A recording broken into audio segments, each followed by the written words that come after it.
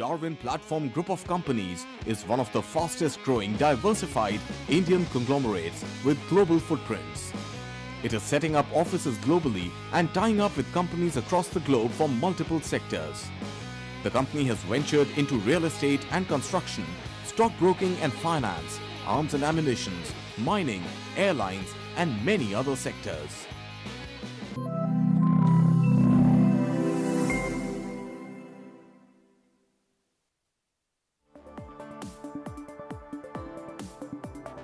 Hello and welcome to Business Today Television. I'm Siddharth Zarabi and you're watching Easynomics.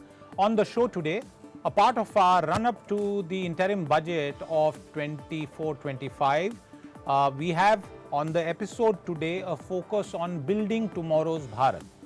In the last 10 years of Modinomics, as we choose to call it, we have seen a huge focus on infrastructure. Can this infrastructure funding and investment spree be sustained? And what are the new policies that are required? That's the focus of our debate today, and joining me on the show today is Vinayak Chatterjee, founder of the Infravision Foundation. He is also the managing trustee of this foundation. We are joined by Parvesh Minocha, chairman of Feedback Highways OMT. We are also joined by Shubranshu Patnaik, partner at Deloitte India.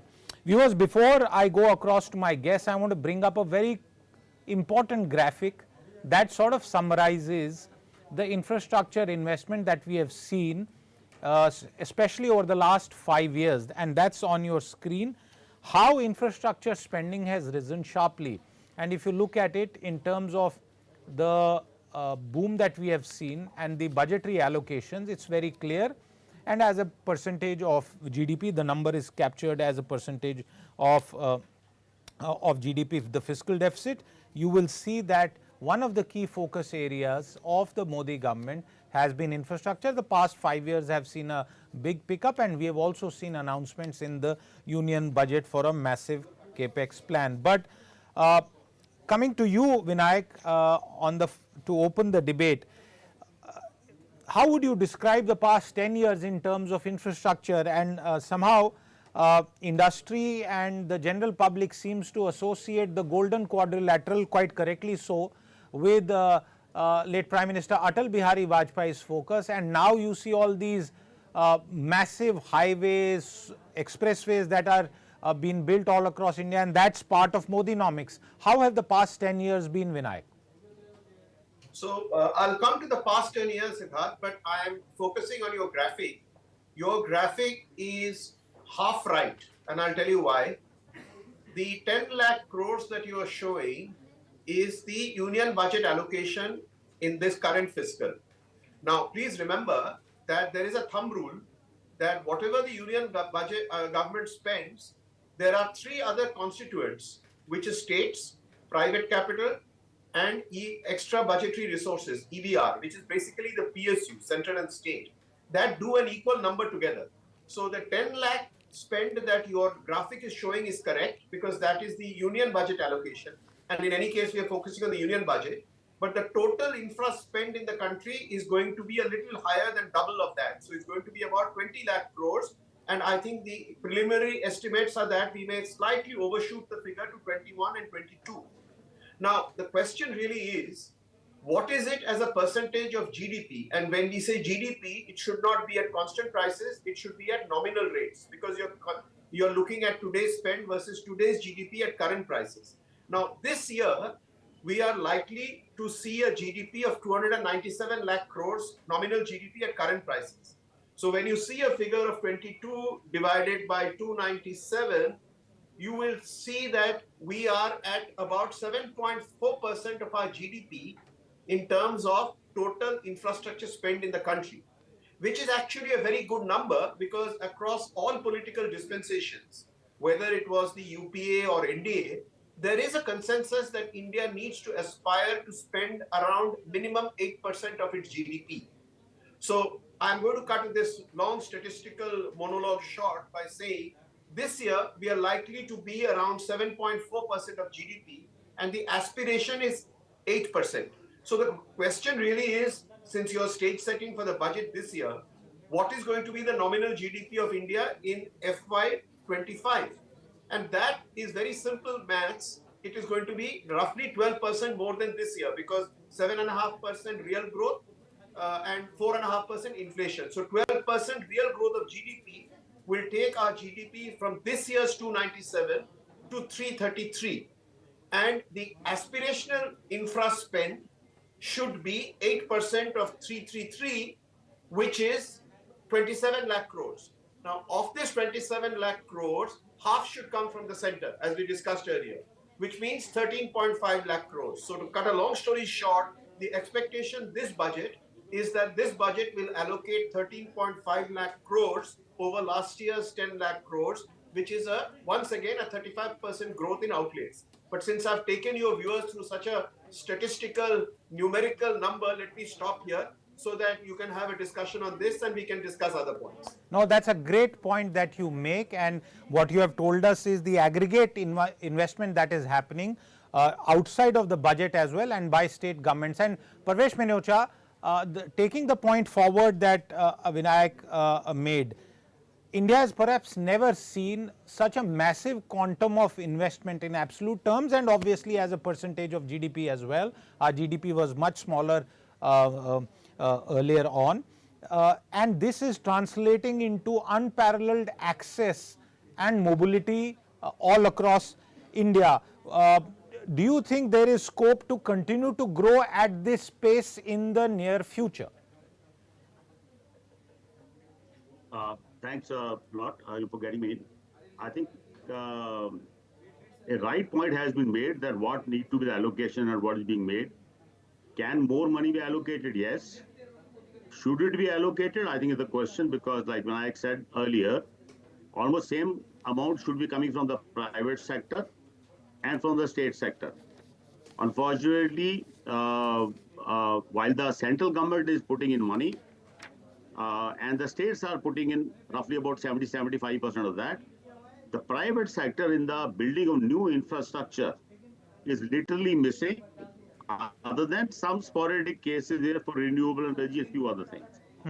So I think what point to discuss is saying that to keep building at this pace, the funding required and the quality of funding required and the source of funding required is important. Private sector is mostly spending money in acquisition of the already built assets. So I think one point we need to discuss is how to get private sector to come in and start contributing its genuine, if not 35, at least 30%, at least 25% in the total spend required to build fresh infrastructure. Okay, that's an important point that you make there. And Shubranshu, I'm coming to you on that because what Mr. Minocha is saying is that most of the heavy lifting continues to be done by the exchequer, especially at the central level. And before I come to you, Shubranshu, I just want to add two more data points for our viewers and our guests here to see. One is the quantum of national highway construction from FY16 onwards, and we'll also then subsequently play out the central government expenditure. Very quick display of those two graphics on the screen. Hopefully we'll get them up very quickly. What the data shows is that from FY16 the constructed length in kilometer terms was just over 100,000 kilometers in FY16. It went up to 1,40,995 to be precise by FY 2022. The data showing that construction per day rose from 277 kilometers to 386, and this is the length of construction that we have seen, and that is the data there on your screen right now. And obviously the NHAI, which has been one of the biggest spenders on our infrastructure boom, in FY16 during the same period at 23,000 crore, going up to 1,62,000 crore. And if we could take that graphic on full screen basis so that we could absorb that, I would request my producers to take it on full screen basis, and you would see the quantum of both the output and the input that has gone, and we have the NHAI data in terms of expenditure that has played out. We'll also now take a look at another bit of, and again, once again, for you to appreciate the kind of investments that have gone in and the output that we have seen in terms of highways, because this is the most visible part of the boom that we have seen so far. Let me now turn our attention to another one, a graphic that had briefly played out, which is central government expenditure, and then I'll go to Shubranshu very quickly. The central government expenditure under the head of the Ministry of Road Transport and Highways, FY14 onwards, 28,400 odd crore, and by FY24, 2,70,435 odd crore. Now, you can see the transition that has happened in terms of expenditure and the outcomes also that we are seeing. Shubranshu, coming to you on this, what is your sense in terms of the data, especially this kind of massive amount of construction that is happening and the investments that have gone into it, and the points that our earlier speakers made? Your opening comments. Yeah, I think it's right that mostly the spending has been government led, and that's rightly so, because at this point in time when we are still on a recovery path for private sector investments in general. It's not just in infrastructure. In general, we are on the rebound as far as private investments are concerned. It's right that the government needs to lead that effort, particularly in core infrastructure development, right? So it's not surprising that government has led that. But also equally, as the other panelists have pointed out, private investments need to catch up. That is how it will become sustainable in the long run. And so therefore, while private, if you look at utilization of private sector in particular, it's gone up to 75% since December 2020, recovered to the 75% level. December 2020 was probably the lowest, down to about 50-60%. We've had steady growth in private investments. This year in itself, we're looking at almost 11% year-to-date, growth in GCF basis private investments. So there are positive indicators. Whether that has translated to investments in infrastructure, as pointed out, except for a few sectors like roads, renewables, of course, which is primarily private-led, you do not see that playing out in most of the other sectors. It's because of the amount of government control in other sectors, whether it is railway, ports, all of those. But the plans are well laid out. I mean, if you look at PM's Gati Shakti, for instance, it is a fairly ambitious plan. It looks at multimodal connectivity, 200 new airports, 4 lakh odd, kilometers of road investments. And it lays out the foundation for economic growth as far as fundamental enabling infrastructure is concerned. So the plans are there, but I equally echo the concerns of the other panelists that private sector needs to play bigger in infrastructure as well. Okay. Vinayak, I am coming back to you on the private sector role. Would it be fair to assume that given the fact that the private sector overall, the animal spirits, so to say, in the economy are visible but sector specific, perhaps an opportunity for private capital to come into the infrastructure space, for example, in the roads and highways program, could be through the monetization program that the government may choose to focus on for many of the assets that have already been built? For the nation, we require private capital to come into greenfield projects. It is greenfield projects that create jobs and create the demand for a whole lot of secondary and tertiary products and services like steel, cement, etc. So while coming in to acquire brownfield operating assets releases capital for some of the people who have invested, it does not lead to the net addition of infrastructure assets. And it is very clear that private sector today has neither the inclination nor the appetite for putting large amounts of balance sheet money in greenfield projects, other than sectors like renewable, transmission lines, and very few BOT road projects, very few. So Vinayak, is that on account of the fact that there is risk associated with this kind Yes. of work, and that has not gone down? Yes, the meltdown of PPP investments that started in 2012 and carried on till 2014-15, leading to 20 lakh crores of NPAs, for which in the last years of the UPA government, a very special committee was set up under Anil Swarup. Has that cloud, that dark cloud has still not moved away from corporate boardrooms. Today, corporate boardrooms are very, very wary of putting fresh capital into greenfield PPP projects because they still believe that the playing field is not appropriate. It is far in favor of the government, who is the concessionaire, concession giving authority. Until that is rectified, I am afraid that the confidence in the private sector, domestic and foreign, for greenfield things will not come back. And the last point here is that the government was aware of this. And in 2015, the government appointed, this government, the NDA government appointed Mr. Kelkar to chair the famous Kelkar committee to revive PPP. And that report was submitted in November 2015. It has a complete laundry list of the major resets and restructuring required in PPP formats and PPP institutions to get private sector confidence back. Unfortunately, that report has neither been formally accepted nor implemented in spirit. So there is a very strong need to get private capital back for various reasons, which we can discuss later. But this is the truth of the private capital as it stands now. Oh, back to you. Mr. Minocha, the NHAI, and you know this better than most people, there were concerns a few years ago that the finance ministry had expressed with regard to NHAI and the kind of burden, if I may use that word, it was taking on that, and the numbers show that. We have shown that in our data graphic. Is it therefore okay to conclude that for the foreseeable future, in the absence of the private sector, it is the NHAI which will do all the heavy work for continuing with the expansion of the roads and highways program?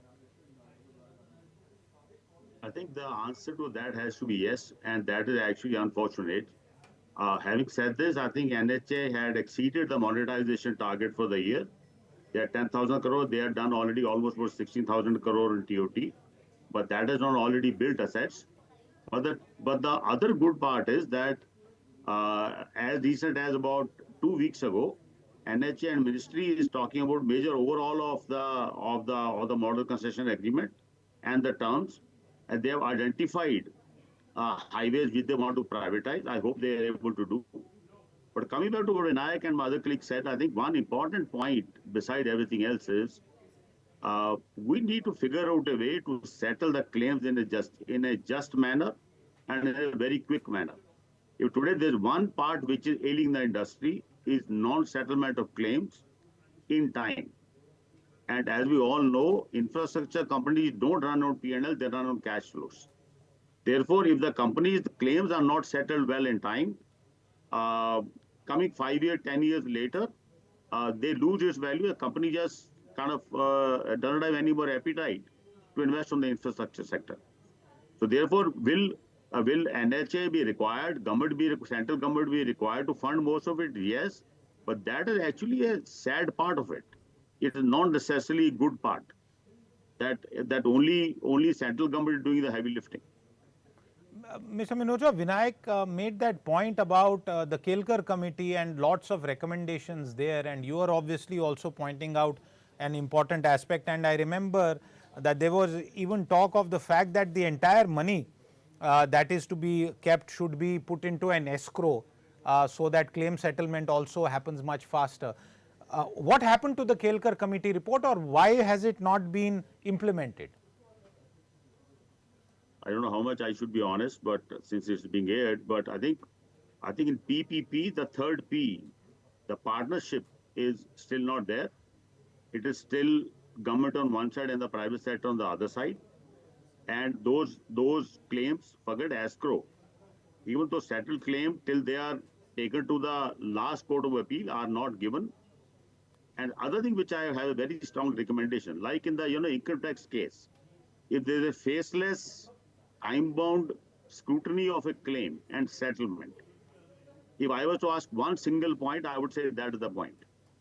Faceless transparent, time-bound settlement of claims, and not making precondition of giving before the change of the new owner, saying you give up or you settle all claims, which mostly translates to giving up all the claims. Till the time these two things can be brought to play, I'm afraid the heavy lifting will have to be continued to be done by the central government, which, like Vinayak said, is not a good thing necessarily. The money, private sector is eager to give money. So I think the last about, I would say, 8 weeks, I'm seeing some traction in the private sector, even for the new highways, but very, very limited. And other unfortunate part is all the players you saw about 10 years ago or even 5 years ago, 80% of them are not participating anymore. Only 2 out of 10 are participating in the private sector initiative to build new infrastructure, which says something about how lack of timely cash inflow has affected the companies. But yes, in the meanwhile, Ministry, Finance Ministry, NHAI, MORTH, they have to keep funding it till they figure out a way to settle these very quickly. Shubranshu, take this point forward, because for the viewers, if I were to try and sort of simplify it, there is infrastructure that is being created, and I have not even gone into some of the other schemes that we have data for. We've kind of largely concentrated on road and highways so far, but that's the most visible one and it touches the most ordinary Indian. It is being built, but it is being built through taxpayer money itself, either directly or future borrowings, obviously. But the real point about getting the private sector involved, there are significant issues that have been pointed out. Do you see any light at the end of the tunnel? Yeah, I think it is to learn from previous experiences and try and make it better rather than making it more difficult for private sector. That's the simple point. And evolving risk sharing models which work better for the private sector. I'll take one example. Let's take the example of renewables. So far as so long as we had the solar park scheme, let's say, you saw rapid development of infrastructure, renewable infrastructure. You touched almost 16, 17 gigawatts of, renewable deployment at its peak. It's all slowed down in recent times, right? Both on the wind side as well as wind for various other reasons, solar definitely now. We're not seeing a return of, the 17, 18, 20 gigawatts. We have to take it to 50 gigawatts to be able to achieve the 500 gigawatts target by 2030. And that's nowhere in sight unless the enabling developments have to be made by the government. You can ask private sector to take on risks, but if the connectivity doesn't exist, if the land acquisition is all left to the private sector, then the development will happen at its own pace. So I think in all of this, we'll have to choose what the government is best at, focus them on those areas, and bring in the private sector for the reasons that they should be brought in, which is efficiency of development of infrastructure, efficiency at managing those infrastructure, rather than pushing them into areas where they are fighting for claims, as Minocha ji said, and also for on areas which deal with government administration and making things happen from the administrative side of things. So I think that balance, going by past experience, is something that we need to continuously improve on, and we can take on sector by sector. A lot of that is already there in past reports and recommendations, rather than moving back in time. In some of the sectors, we've honestly moved back in time, and that's a matter of concern. Which are those sectors in which you feel we have moved back in time? No, so already, we've taken the example of roads. At one point in time, roads was also significantly private-led development, right? You have fewer players participating. You look at transmission itself, you'll have electricity transmission development, you will have fewer players participating now. Renewables, as I said, the pace of development has slowed down, despite our ambitions of going up to 500 gigawatts by 2030. And so, therefore, those are all matters of concern. We'll have to really find a way of, breaking what could be the constraints which is, marring the private sector from participating at strength, and solve for those. And each of these sectors have their own unique problems, honestly. Before I go to Vinayak on the question of whether there is fear, not just in the private sector, but fear in the government of India, which wants to prevent a repeat of the NPA issue that we have seen in the past, because it's banks which still do a lion's share of the funding, and also fear in the private sector with regard to distrust. I just want to bring up one more bit of data, which is railways, just to continue with the point that our panel here has been making, that a bulk of most of this is happening on the government account. Now the railways is obviously only on the union account. Just take a quick look, FY14, 27,000 crore, and that expenditure going up to 2,41,268 odd crore in FY24. But Vinayak, let's leave that aside. But the point that you made, डर का माहौल है, is the distrust equally on both sides, the government and the private sector? Well, I'm not sure why there should be distrust on the government side, because the government can draft PPP contracts to address apprehensions. But in addressing those apprehensions, they cannot make the PPP so one-sided, so very one-sided, that there are no bidders. For example, if you take the railways, which you just discussed, there were 108 parties who evinced interest in the operation of private trains. Only one bid after that, which is a government-owned company, IRCTC. The privatization of chunks of the eastern dedicated freight corridor and the western dedicated freight corridor haven't happened. The privatization of stations has not happened. So obviously, whenever the railways come up, and it is a popular perception that whenever railways come up with a PPP document, it is very a non-levelized playing field which scares potential investors even at the pre-bid stage, and nobody participates.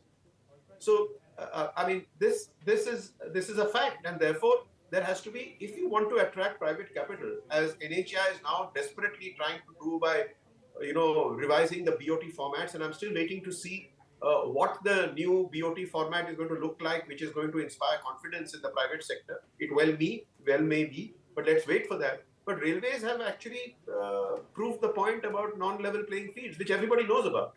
So let me rest my case here. Vinayak, is it therefore the case that since we are discussing Modinomics, is it the case that in Modinomics one of the key pillars is that the government is not only active, it is actually bigger than previously in many sectors of the economy, and the government is happy with that. The government wants that control, and obviously the way it sees execution and timelines, they are more comfortable with the government leading this, because hands have been burnt and burnt very badly in the past. In a sense, you're right, because the economic philosophy of this government, as I see it, has a certain robustness about it. I mean, while it is nice to attract private capital, but as soon as this government took over in 2014, they were very clear in their perception that it will take a lot of time and doing to revive private sector. So what is the best strategy under those circumstances vis-a-vis a legacy that they had inherited, which is a huge volume of distrust, a huge volume of NPAs. So they said, let's really go gung-ho and do public expenditure on infrastructure. And simultaneously, the second wheel started moving, which is a national monetization policy, which says, let us build the infrastructure, let us prove the traffic, and let us remove all the implementation risks, and then put up the running asset for bidding to the private sector. And that strategy, while not fully effective, because we're not really happy with the pace of monetization, but it is, in strategic terms, it's an effective strategy, which is absolutely remove all the roadblocks, get the government to get the government to develop the project, get private sector to be thekedar. Once the project is up and running, then bid it out to domestic and international investors and recover the money and put it back again into new projects. So it's just absolutely that is appropriate for the times. It's appropriate for the times. बना दो और किराए पे चढ़ा दो is perhaps a simplistic way of describing it. Mr. Minocha, I want to sort of ask you about what should be done in the next 5 years. The markets, the stock markets, most participants in the economy are certain that Modinomics is going to play out for another 5 years. In those 5 years, what should the broad strategy be? Because this is an interim budget, we might see marginal increase in allocations in certain thematic areas which also have an electoral focus. But beyond that, sir, what should the strategy be for the overall infrastructure space? I think two things. One is we're shifting problem from point A to point B. While a lot of NPAs happened in the PPP format, today if you look at the EPC bids, the construction bids, they're minus 30, minus 40, minus 42% of the estimate. So I think problem is being shifted from point A to point B. Risk is not going anywhere. Only thing is the EPC companies don't get project finance, they get working capital, but it is a matter of time before they start becoming an issue because the actual construction is happening at a much lower rate than they ought to be asking. But coming back to your point, I think if we can't do full-fledged BOT or a private sector participation, and I remember hearing about this in railways at least about 15 years ago, and NHAI did that very successfully. I wonder what stops us from starting with the annuity program. I mean, let private sector come and bring all its energy, the design, the efficiency, the participation, create assets, get paid over 12 years, 6 monthly installment. Then you can go to stage 2, which is the full blast BOT, where the revenue side risk is also taken by the private sector. So I think it has already been almost 10 years, actually longer. If you look at a couple of years of the last, before, I think from 2012 onwards, there hardly been any BOT worth its name. And the amount of money which is being spent, which can at least, I would reckon at least a quarter of that can be spent by the private sector, and they bring in all other efficiencies which the private sector brings. If full revenue side risk allocation cannot be done in a manner which is acceptable, at least they need to start with the annuity. Energy sector, for example, private sector completely vanished other than in the renewable. Every thermal thing is being built by NTPC. Entire road sector is being built on EPC. Airports are being built on EPC. Railways will be built on EPC. That is not good. That the depth which you need to penetrate in the economy, this is missing. Mr. Minocha, you make a very good point, and Shubranshu, I'm coming to you for your final comment. What should the agenda be? And while you talk about that, I just want to remind our viewers about a small fact. If you remember the first so-called dirty dozen of companies that were frog marched to the insolvency and bankruptcy code, 2 of them were very large infrastructure plays. And so far, many of those, several of those dirty dozen companies were resolved and resolved very successfully. But 2 companies, even I have stopped hearing about what has happened to them. And thousands of crores still remain as the NPA on those accounts. So that is the difficulty of infrastructure creation. And our panelists have told us about how whatever we have seen in the last 10 years, while it has been built, there are serious consequences that we should be aware of. Shubranshu, for your comments, please. Yeah, see, I think the risks are not going anywhere. As Mr. Minocha mentioned, the risks are equally there for public and private sector. It's just that for the public sector, it gets bailed out and we don't realize, right? You have the power sector, where the power sector has been bailed out 3 or 4 times over. And these are all public sector entities which have been, bankrolled in a way. And there are, of course, private sector entities which have failed significantly. So if you don't design programs well, if you do not create capacity, which is the issue now, government can't fund everything, right? We've been lucky to have GST buoyancy return in a significant way. We have revenue buoyancy with the government, so they're able to fund infrastructure while the economy is necessarily recovering at this point in time. The world over, and India, of course, has been strong enough because demand hasn't necessarily waned. And so therefore, we've been lucky in many ways. But this is also the time to create private sector capacity, both in terms of financing and creating assets. The public sector cannot do everything by itself. Sector by sector, we will otherwise face challenges as we go forward. the demand is only going to go up.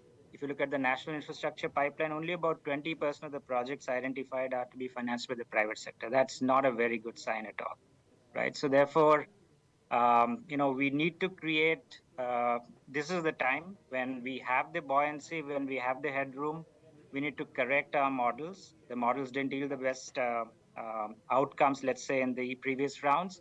But this is exactly the time, to Vinayak's point, to actually correct the models and make sure the private sector returns and returns in a big way. Otherwise, we will be in for some trouble in the future years. Okay, final comment, closing comments to you, Vinayak, and in terms of a couple of things that you would prescribe to be picked up in the next phase of Modinomics for this space. Obviously, with from the discussion that you've just had, item number 1 is a full-fledged attack on reviving PPP, period. Secondly, we have now seen 25 years of experimentation on PPP in core infrastructure. I think the population today is demanding private capital play a key role in 2 neglected sectors, healthcare and education. So can the learning of PPP from core infrastructure now be translated into social infrastructure? These would really be my 2 big wish lists. Absolutely. And viewers, infrastructure is of multiple kinds, and we haven't even discussed digital infrastructure on the show today. But even as we have seen impressive results on the ground, some of the data and what's going on behind that gives us some pause and makes it sure for all of us to focus on what should be the next phase of our infrastructure development program. And in that, what our panelists have said is extremely significant. The return of the private sector in a sustainable manner will perhaps make it easy for all of us. Vinayak Chatterjee, Parvesh Minocha and Shubranshu, thank you very much for your time with us today. With that, it's a wrap on this episode of our pre-budget series. We'll be back with more. Until then, goodbye.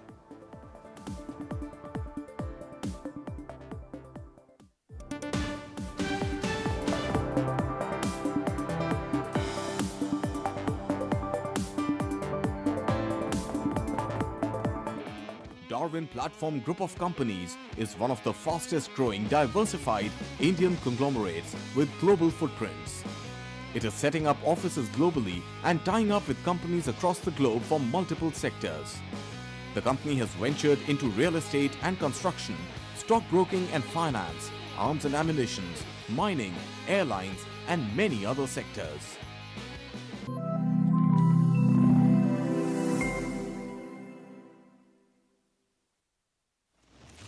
In today's rapidly evolving business environment, when risk is omnipresent, managing risks is no longer just about ticking a few boxes.